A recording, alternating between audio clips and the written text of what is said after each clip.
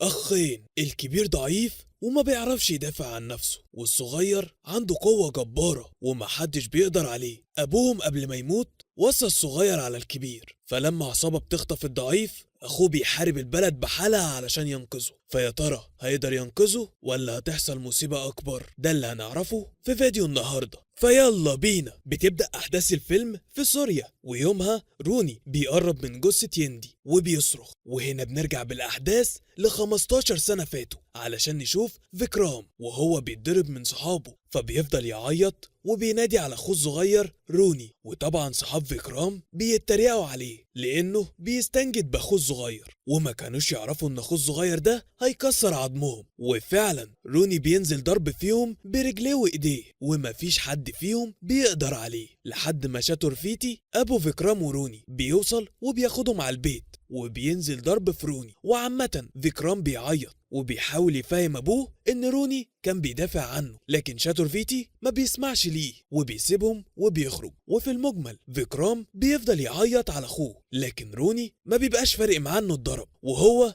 اللي بيهدف أخوه. وتاني يوم الأخين بيكونوا في المدرسة، ووقتها ضابط شغال مع أبوهم بيروح لهم وبياخدهم للمستشفى، وهناك بيكون أبوهم بين الحياة والموت بعد ما خلص لوحده على أفراد عصابة خطيرة. وقبل ما يموت بيوصي روني على أخوه الكبير، فبيوعده إنه هياخد باله منه. وفي اللحظة دي أبوهم بيموت والولدين بينهاروا، ومن بعد اليوم ده هما الاتنين بيعيشوا لوحدهم، وروني هو اللي بيربي أخوه وبياخد باله منه وبيحميه من أي حد بيحاول يأذيه. وبعد 15 سنة هما الاتنين بيكونوا في السينما، وفي الاستراحة فيكرام بيروح يشتري لهم فشار، وبيكون متأثر جدا من أحداث الفيلم لدرجة إنه بيعيط. وعامة بنشوف بنت اسمها سيا وبتحاول تفهمه إن الأفلام دي تمثيل وإنه مش لازم يتأثر بيها، وبتديله الأكل اللي اشتريته علشان يشيله لحد ما هي تتكلم في التليفون. فمن غير ما يقصد الأكل بيقع على أخينا ده، والراجل بيكون شراني وبيقرر إنه يدي لفيكرام علقة معتبرة. وبس يا سيدي فيكرام بينادي على روني بعلو صوته، ففي ثانية إلا ثانية بيلاقي روني قصاده، ولما بيعرف إن أخوه تهان فبينزل طحن في الاتنين اللي ضربوه لدرجة إن واحد منهم سنانه بتتكسر. المهم إن تاني يوم واحد كان زميل أبوهم في الشغل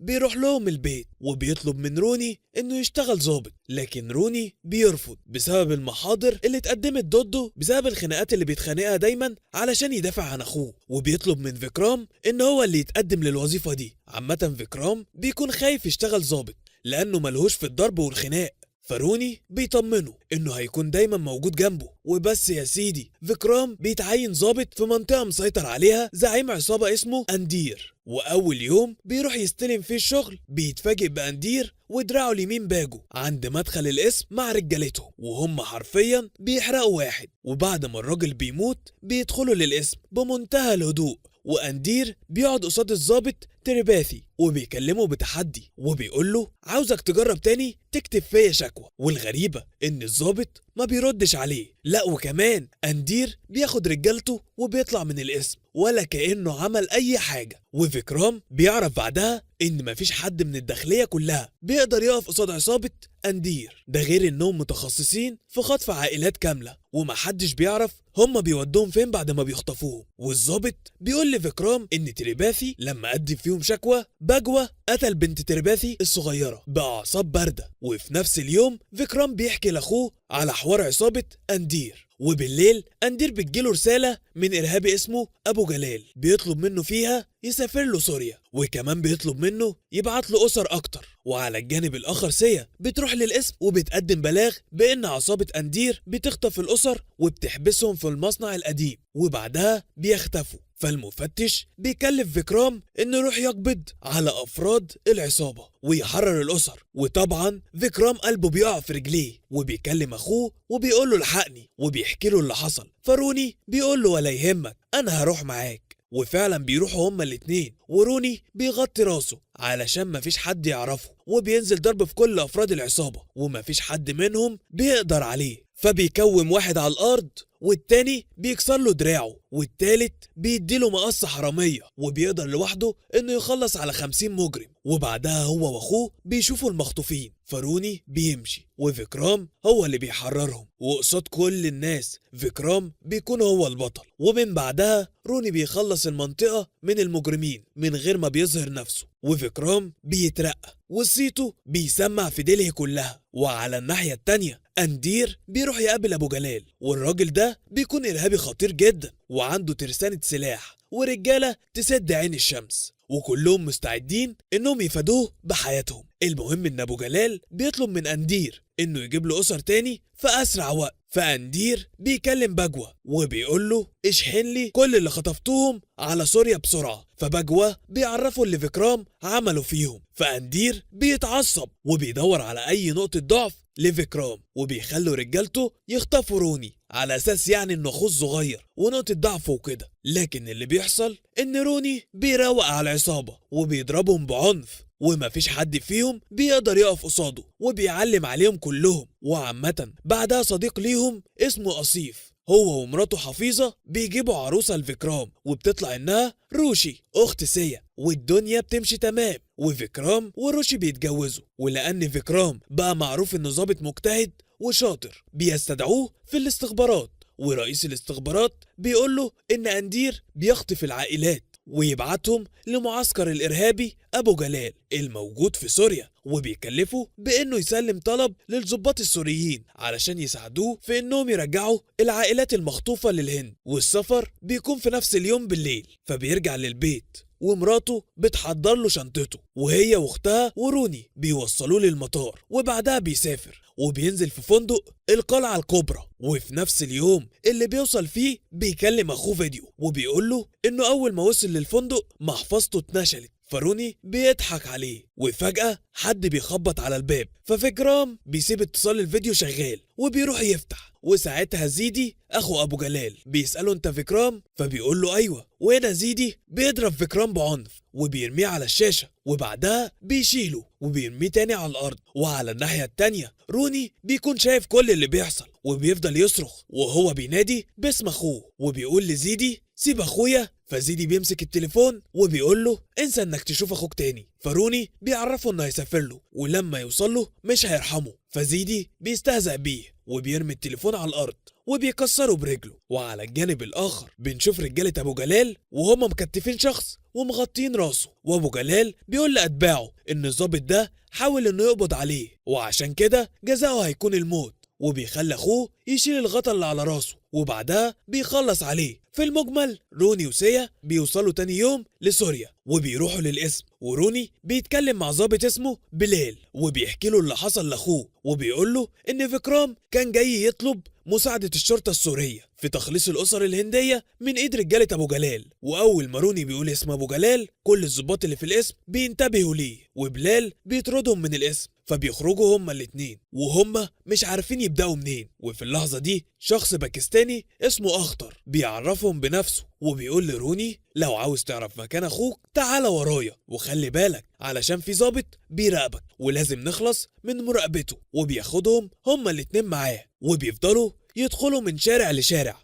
لحد ما بيتوهوا المراقبة. وعامة أخطر بيوصلهم للمكان اللي عايش فيه، وهناك زمايل أخطر بيظهروا وبيحاولوا إنهم يثبتوا روني وسيا. وطبعا مش محتاج أقول لكم إنهم ما بياخدوش دقيقتين في إيد روني وبس. يا سيدي ألطف بيعرض على روني إنه يساعده علشان يوصل لأخوه، فروني ما بيصدقش. ولما أخطر بيقول له إنه يعرف كل الحرامية والنشالين اللي في البلد، روني بيقول له إن أخوه محفظته اتنشلت امبارح في الفندق، فأخطر بياخده معاه لأشهر نشال في البلد. وهناك روني بيقدر بطريقته إنه ياخد منه محفظة أخوه، وكمان بيعرف منه اسم الفندق. فهم التلاتة بيروحوا على هناك، وأخطر بيقدر يعرف إن الأوضة رقم 121 كان فيها خناقة كبيرة امبارح. فبيدخلوا الفندق وبيطلعوا قصاد الأوضة، وسيا بتتظاهر إنها نزيلة في الفندق ونسيت كارت الباب في الأوضة، فموظفة الهاوس كيبنج بتفتح لها الباب. وبعدها هما التلاتة بيدخلوا وبيقدروا يلاقوا التليفون واقع على الأرض.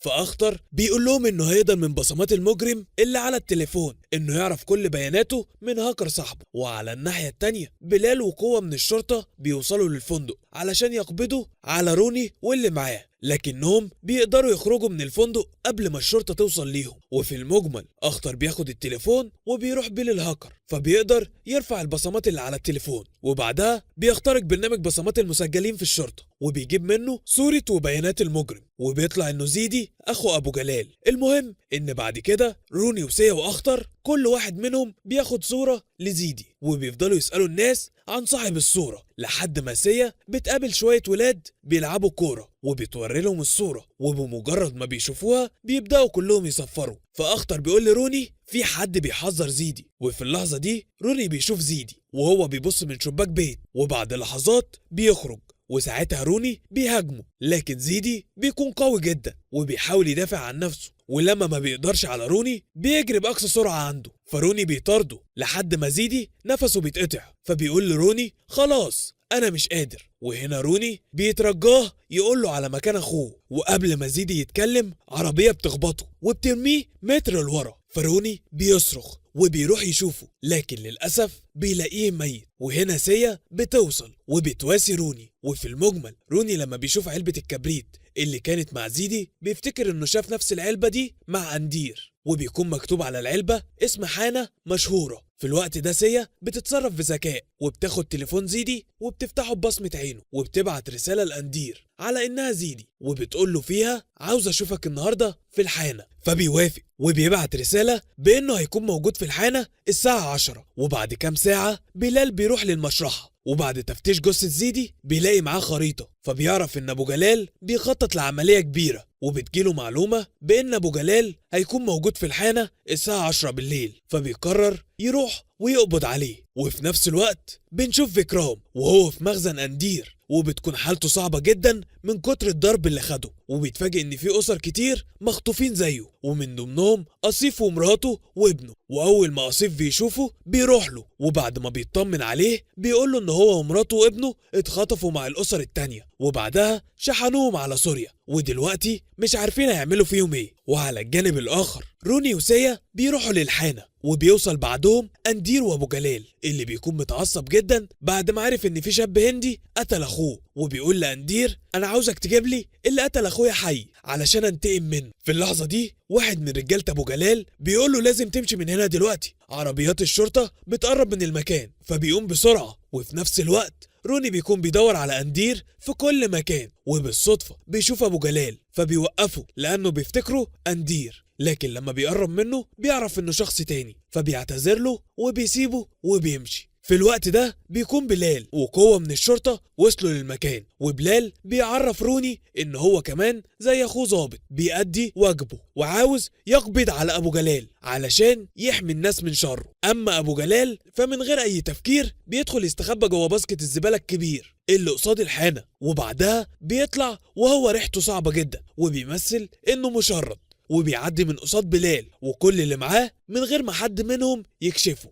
المهم ان بلال بيحاول يعرف من أندير اي حاجة عن ابو جلال، لكنه بيرفض يتكلم، فبيركبوه عربية الشرطة، وروني وسيا واخطر بيركبوا معاهم. وعامة ابو جلال بيقول لرجالته امشوا ورا عربية الشرطة وخلصوا أندير من ايديهم وبس. يا سيدي روني بتجيله فكرة ذكية جدا، فبيطلب من بلال انه يوقف العربية علشان ينزلوا يشربوا شاي على القهوة، وبيخلي اتباع ابو جلال يشوفوا أندير وهو قاعد معاهم بيشرب شاي، وكمان روني بيديله فلوس، وساعتها بيفتكروا أندير خاين، ولما بيبلغوا ابو جلال بيقول لهم اقتلوه. في الوقت ده بقى روني بيسيب أندير يمشي، وطبعا رجالة ابو جلال بيحاولوا يخلصوا عليه، فبيهرب منهم وبيركب عربية الشرطة وبيقول لهم انا طول عمري بشتغل معاهم ودلوقتي بيحاولوا يقتلوني، انا هقول لكم على كل المعلومات اللي اعرفها. ابو جلال بيخطط انه يفجر 10 اماكن مهمة في نفس الوقت، وهيجبر الابهات انهم يلبسوا حزام ناسف ويفجروا نفسهم في الاماكن اللي هيقول لهم عليها، وهيهددهم ان اللي هيرفض يفجر نفسه هيقتله مراته وعياله. وكمان بيعرف روني ان اخوه من ضمن الرهاين، واول هجوم هيقوم بيه أصيف وهيفجر سفارة انجلترا في سوريا. فبلال بياخد معاه سيا على السفارة لانها عارفة شكل أصيف، وبعد كام ساعة بنشوف أصيف وهو في السفارة، وسيا وبلال بيوصلوا، وبلال بيدي أمر لرجالته إنهم يفتشوا كل العربيات القريبة من السفارة. وقبل ما أصيف يفجر نفسه بلحظات، سيا بتشوفه وبتنادي عليه، فبيقول لها إنه مضطر يفجر نفسه علشان ينقذ عيلته. وفي نفس الوقت الضباط بيوصلوا لعربية الإرهابيين وبيقتلوا السواق وزميلته وبينقذوا عيلة أصيف. وهنا حفيظة بتكلم أصيف وبتقوله إنهم بقوا في أمان، وساعتها أصيف بينهار. وعلى الجانب الآخر أبو جلال بيدي أمر لرجالته إنهم يلبسوا كل الإرهابيين أحزمة ناسفة، وبعد ما بينفذوا أوامره بيحملوهم جوه عربية نص نقل. أما روني فبيروح مع أندير وأخطر لنقطة مراقبة تابعة لأبو جلال في الصحراء. وروني بيعرف من أندير إن رجالة أبو جلال أكيد دلوقتي حملوا الأسر في عربيات نص نقل، وإنهم دلوقتي في الصحراء اللي موجودة ورا معسكر أبو جلال، وفي طريقهم علشان يتوزعوا على الأماكن اللي هيفجروها. وبعدها بيعرفوا أماكن أبراج الحراسة ومخازن السلاح في المعسكر. ومن غير أي تفكير روني بيسيبهم وبيروح ياخد كام قنبلة من الحرس من غير ما يشوفوه، وبعدها بيمسك في واير متعلق في برج من أبراج المراقبة وبيرمي القنابل على المعسكر، وبينزل وسط التفجيرات وبيهاجم الإرهابيين بنيات ومقصات وإقلام وتكسير عظم، وما بيخليش نفسهم في حاجة وهم بيقعوا قصاده واحد ورا التاني. وعامة روني بيواجه عربية المجرمين اللي بتحرس عربية الرهاين، وبيقدر انه يفجر العربية ويخلص عليهم، وبعدها بيحرر الرهاين. لكن بيكتشف ان فيكرام مش موجود بينهم، فبيحس بالإحباط. وأندير بيقوله ان اكيد فيكرام لسه موجود في معسكر ابو جلال، فبيسيبهم وبيروح على هناك. وأندير وأخطر بيخلوا الرهاين يقلعوا الجواكت الناسفة وبيمشوا بيهم في الصحراء، وفجأة بنت صغيرة بتدوس على لغم، فأندير بيطمنها وبيحط رجله على اللغم وبيشيلها وبيخليها تروح لأهلها. وبيطلب من أخطر إنه ياخد الأسر ويخرج بيهم من الصحراء، ولما بيرفض يسيبه أندير بيتعصب عليه وبيقوله إن ربنا اداله فرصة علشان يكفر بيها عن أخطائه، وبيترجاه ما يضيعش تضحيته وينفذ رغبته. وعامة أخطر بياخد الأسر وبيبعد بيهم، وفي الوقت ده بيوصل مجموعة من رجالة أبو جلال، فأندير بيفجر نفسه فيهم. وعلى الناحية التانية بيكون روني نازل ضرب وتقتيل في رجالة أبو جلال، ولا طيارات ولا دبابات بتقدر عليه، ورغبته في إنه ينقذ أخوه بتديله قوة جبارة ومحدش بيقدر عليه. في الوقت ده أبو جلال بيسأل الرهاين عن فيكرام، فما فيش حد منهم بيرضى يتكلم، مع إن فيكرام بيكون قاعد وسطهم. لكن لما أبو جلال بيقتل واحد من الرهاين، فيكرام بيقوله أنا الشخص اللي بتدور عليه، وبيروح منادي على روني بأعلى صوت عنده. وفي اللحظة دي روني بيكسر الإزاز وبيدخل للمخزن، وأول ما أبو جلال بيشوفه بيقوله في إيه يا عم، ما تهدى علينا شوية، اللي أنا بنيته طول عمري أنت هديته في يوم علشان أخوك، خده وامشي وكفى الله المؤمنين شر القتال. فروني بيقوله مش همشي غير لما اخد كل الرهاين معايا، فبيقوله بس كده غالي والطلب رخيص، خدهم كلهم وامشي. واول ما فيكرام والرهاين بيخرجوا من البوابه، روني بيشوف رجاله ابو جلال وهم بيضربوا سيا، وبعدها بيرموها بره البوابه وبيقفلوها بالقفل. وعامه رجاله ابو جلال بيتكتروا على روني وبيضربوه بمنتهى العنف، وساعتها سيا وفيكرام بيفضلوا يصرخوا وينادوا روني. وللاسف ابو جلال بيغري السيخ حديد في جسم روني، وفيكرام لما بيشوف اخوه بيتضرب، الوحش اللي جواه بيصحى وبيطلع على البوابة الحديد وبيمسك قالب طوب وبينزل ضرب فيهم. وروني ما بيبقاش مصدق عينيه، ومع انه بيبقى مش قادر يقف على رجله لكنه بيكون مبسوط باللي اخوه بيعمله. ومن كتر خوف فيكرام على اخوه بتدب فيه قوة جبارة لدرجة انه بيهاجم ابو جلال وبينزل فيه ضرب بقالب الطوب، وبعدها بيزقه على عمدان حديد فبيرشقه في جسمه. وفي المجمل فيكرام بيروح على اخوه فبيلاقيه ما بيتحركش فبينهار وبيكسر القفل اللي على البوابة، فسيا بتجري على روني وهما الاتنين بيحاولوا يفوقوه لكنه ما بيفوقش. وهنا ابو جلال بيهاجم فيكرام، وفي اللحظة دي روني بيستعيد وعيه وبيخلص على ابو جلال. وبس يا سيدي كلهم بيرجعوا الهند وفيكرام بيتكرم، وروني بيكون بين الحضور، وساعتها بيتخيل ان ابوه موجود وبيشكره على تنفيذ وصيته. وبيخلص الفيلم وبس كده، سلام.